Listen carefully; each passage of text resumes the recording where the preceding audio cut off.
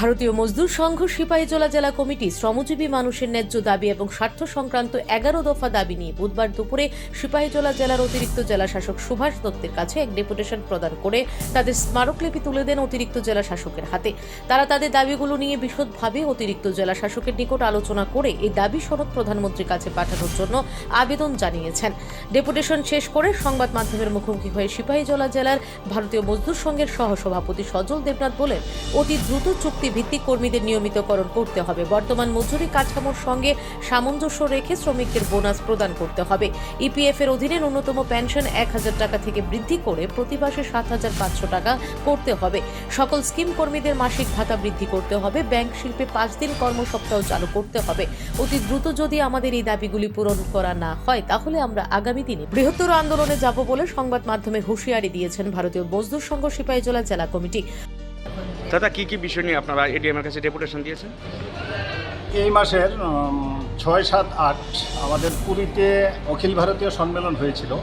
সেই সম্মেলনে সর্বভারতীয় স্তরে শ্রমিকদের বিভিন্ন সমস্যাগুলো নিয়ে 3 দিনব্যাপী চর্চা হয় এবং ওইখানের সিদ্ধান্ত অনুযায়ী আমাদের সর্বভারতীয় স্তরে প্রত্যেকটি জেলা থেকে আপনার জেলা শাসকের মারফত প্রধানমন্ত্রীর কাছে শ্রমিকদের বিভিন্ন দাবি দেওয়া নিয়ে আলোচনা রেখেছেন এবং হুঁশিয়ারিও দিয়েছেন ভারতীয় মজদুর সংঘ যে এই দাবিগুলি যদি পূরণ না করা হয় তাহলে অদূর ভবিষ্যতে ভারতীয় মজদুর সংঘ ধর্ণা, হরতাল এবং আন্দোলনে যাবে।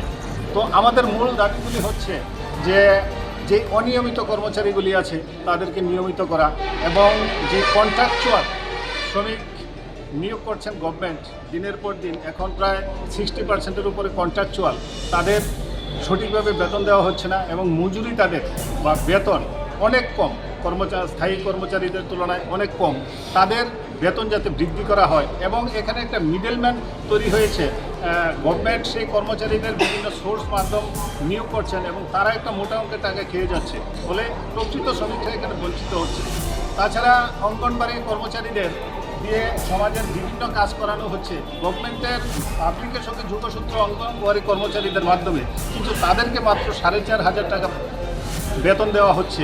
এই বেতনটা ভারতীয় মজদুর সংঘের দাবি যাতে 24,000 টাকা করা হয় এবং ন্যূনতম মজুরি যাতে 18,000 টাকা শ্রমিকদের করা হয়। তাছাড়া পরিবহন সেক্টরে অনেক ধরনের বৈষম্যতা চলছে। পরিবহন সেক্টর শ্রমিকদের কোনো সুযোগ সুবিধা পাচ্ছে না এবং তাদের যানবাহনের খরচা দিন দিন বেড়ে যাচ্ছে।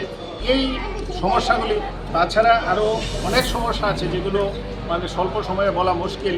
তো এই সমস্ত যাবতীয় সমস্যা নিয়ে ভারতীয় মজদুর সংঘ রাষ্ট্রীয় স্তরে প্রধানমন্ত্রীর কাছে এই দাবিগুলি জানাচ্ছে এবং এই দাবিগুলি যদি অচিরে পূরণ না করা হয় ভারতীয় মজদুর সংঘ আন্দোলন এবং প্রতিবাদের রাস্তা ধরতে বাধ্য হবে।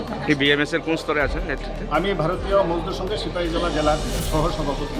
বাঁ দিকে আছেন জীবন ভৌমিক, সভাপতি, ডান দিকে আছেন রাজু দাস, সম্পাদক। আমরা সিপাহীজলা জেলা ভারতীয় মজদুর সংঘের পক্ষ থেকে আজকে জেলা শাসকের নিকট এই ডেপুটেশন প্রদান করেছি।